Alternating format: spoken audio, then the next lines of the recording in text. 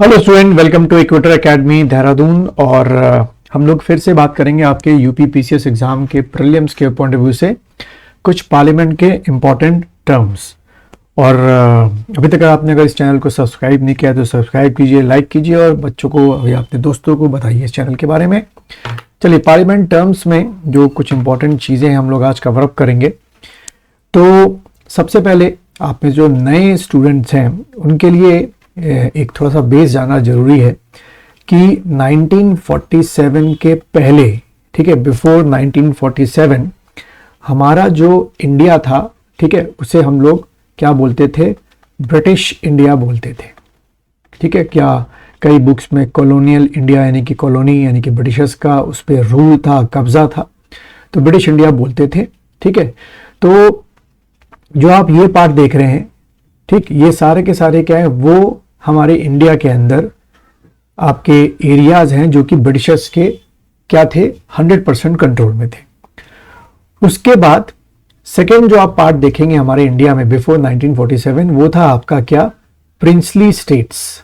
ठीक है, प्रिंसली, ठीक है, प्रिंसली स्टेट्स, वो आपका पार्ट था प्रिंसली स्टेट्स का। यानी कि ये जो आप ग्रीनिश पार्ट देख रहे हैं, ठीक है, ये सारा का सारा ग्रीनिश पार्ट, ये क्या था, प्रिंसली स्टेट थे। यानी कि यहां पर जो रूल कर रहे थे वो कर तो रहे थे प्रिंसेस, ठीक है, राजा महाराजा, लेकिन उनकी जो डिसीजन मेकिंग पावर थी वो बिल्कुल नल थी। ठीक है, अपने आप कोई डिसीजन नहीं लिया करते थे, they will take permission from the Britishers. और अगर अपने आप कोई डिसीजन लेते भी थे तो वो बहुत ही ह्यूज या बड़े डिसीजंस नहीं हुआ करते थे, बहुत ही छोटे मोटे लेवल के डिसीजंस हुआ करते थे। थर्ड थिंग, ये प्रिंसली स्टेटस में जो ये ग्रीनिश पार्ट आप देख रहे हैं इंडिया के अंदर बिफोर 1947 का पार्ट है, ये सिनेरियो है। यहां पर जो सोर्स ऑफ रेवेन्यू होता था या रेवेन्यू जो यहां पे जनरेट होता था वो या तो आधा या तो मोर देन हाफ जो है वो प्रिंसेस ब्रिटिशर्स को दे दिया करते थे। इसके बदले में ब्रिटिशर्स जो है यहाँ का आपका जो डिफेंस हुआ करता था, कई हद तक डिफेंस हो गया, लॉ एंड ऑर्डर हो गया, कई हद तक वो मेंटेन करते थे। जो थर्ड पार्ट था वो उसको आप दोबारा कह सकते हैं कि वो ब्रिटिशर्स के अंडर में था, जिसको बोलते थे चीफ कमिश्नर्स, ठीक है, या कमिश्नरीज, जो कि 4 आपके बताए गए, 4 आपके बताए गए। अभी सब हम लोग क्लियर करेंगे धीरे धीरे, पर अब जो आपके एग्जाम के पॉइंट ऑफ व्यू से उसको पहले आप लोग समझते जाइए। ठीक है, तो हम लोग कहाँ हैं? हम लोग 1947 के पहले भारत में आए हुए हैं टाइम मशीन में बैठ के, ऐसा इमेजिन करो। और हम देख रहे हैं कि हमारा इंडिया जो है उस समय 3 पार्ट में डिवाइड है। एक है ब्रिटिश इंडिया जो कि ब्रिटिशर्स रूल करते हैं, एक है प्रिंसली स्टेट जो कि लगभग पार्शियल या शेडो तरीके से प्रिंसेस रूल करते हैं, और थर्ड पार्ट है आपका क्या, ये चीफ कमिश्नर प्रोविंसेस जो कि ब्रिटिशर्स दोबारा से उस पर रूल करते हैं। ठीक है, यहां तक की कहानी आपको समझ में आ गई होगी। अब एक डेट आप लिखिएगा, 1 अगस्त, ठीक है, एक डेट लाद के लिखिए, 1 अगस्त 1946। ठीक है, 1 अगस्त 1946। अब ये डेट इंपॉर्टेंट क्यों है? ये वो डेट है कि जब उस समय के वॉइसरॉय लॉर्ड वेवेल, ठीक है, इस वॉइसरॉय ने, लॉर्ड वेवेल ने, he invited are Jawaharlal Nehru और Nehru ji to form a interim government, to form a interim government. अभी इसके पीछे की जो कहानी है, और यानी 46 की पीछे की कहानी है, वर्ल्ड वॉर हुई, उसके पीछे quit India movement, cabinet mission plan, अभी हम उस पर नहीं जा रहे। हम सीधे आपको इमेजिन करना है कि ब्रिटिशर्स जो है अपना मन बना चुके हैं कि अब वो यहाँ से जाना है, उनको जाना है, and they have to transfer the power. तो साथ सी बात है कि जब भी ट्रांसफर ऑफ पावर होती है तो वो रिस्पॉन्सिबल गवर्नमेंट के को ही दी जाती है। तो ब्रिटिश ने बोला कि भाई इसके लिए जरूरी है कि आप लोग क्या बनाए, एक इंटरिम गवर्नमेंट बनाए। तो क्वेश्चन क्या आएगा, टाइमलाइन में आ सकता है कि सबसे पहला इंसिडेंट कौन सा हुआ, तो आपने टिक करना है for invitation by the Wavell given to the Jawaharlal Nehru to form a interim government. तो वो इन्विटेशन कब आया था, तो आपने टिक करके आना है 1 अगस्त 1946 को।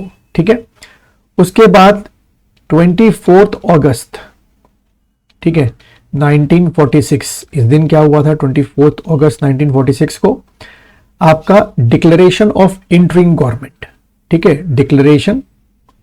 डिक्लेरेशन ऑफ इंटरिम गवर्नमेंट, ठीक है, कि भाई गवर्नमेंट जो है वो बनाने जा रहे हैं बाय इंडियंस, ये डिक्लेरेशन हो गई।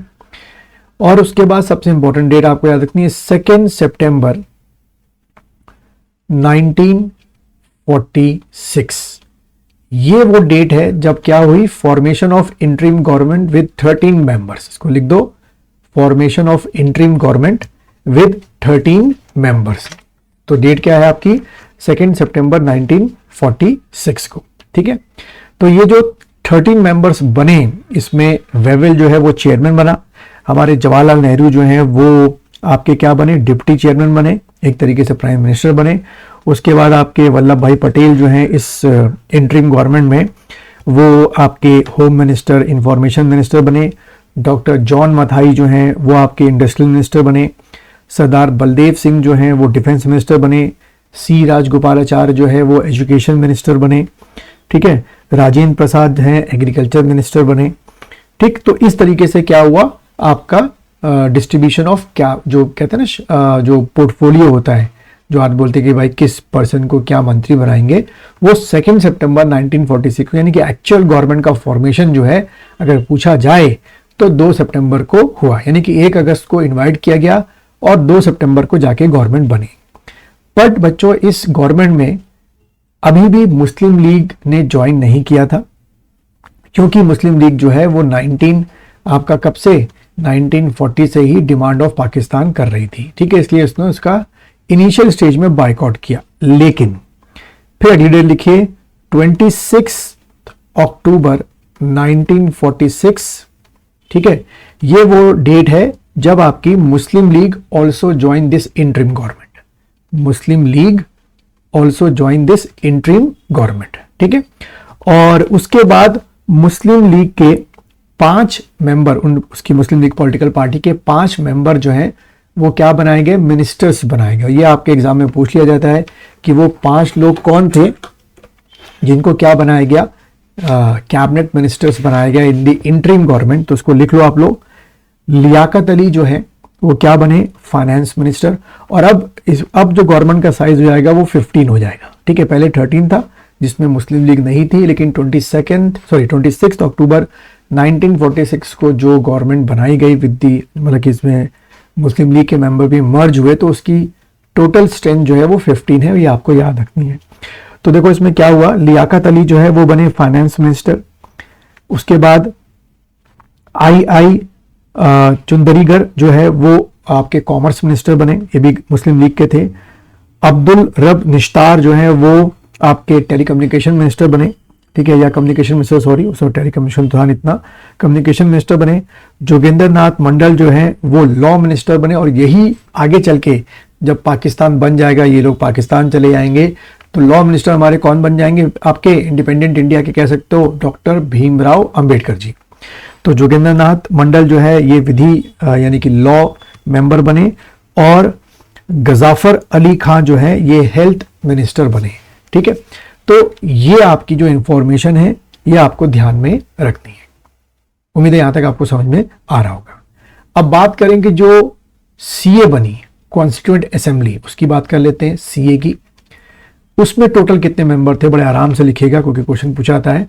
तो टोटल जो मेंबर थे इसमें थे 389, ठीक है, 389 मेंबर थे, ये रट्टा मार लो।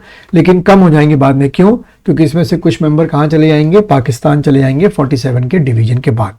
तो इस 389 में 292 मेंबर जो थे, ठीक है, वो कहां से आए, आपके 11 प्रोविंसेस से आए। अब भाई ये कहां से आ गया 11 प्रोविंसेस, ये जो आपका ब्रिटिश इंडिया है इसको ब्रिटिशर्स ने 11 प्रोविंसेस में, अगर आपको समझना है आज के अकॉर्डिंग तो 28 जैसे स्टेट है हमारे इस समय, 28 स्टेट्स और 8 यूटी हैं।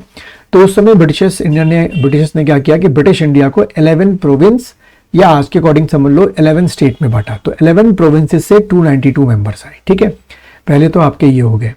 सेकेंड आपके 93 मेंबर्स, ये आपके प्रिंसेस जो थे, प्रिंसली स्टेट जो थे उन्होंने भेजा, ठीक है, जो मैं यहाँ डायग्राम में आपको दिखा चुका हूं। और थर्ड आपके जो 4 मेंबर थे वो ब्रिटिश कमिश्नरीज से आए, ठीक है। उस समय 4 कमिश्नरीज थी, इन कमिश्नरीज के नाम लिख लो, कई बार आ जाते हैं कौन कौन सी थी। देखो पहली कमिश्नरी जो थी, चीफ कमिश्नरी, वो थी आपकी दिल्ली, पहली क्या हो गई आपकी, दिल्ली हो गई। दूसरी आपकी अजमेर मारवाड़। उसके बाद आपका कुर्ग, ठीक है, कुर्ग। और उसके बाद ब्रिटिश बलूचिस्तान,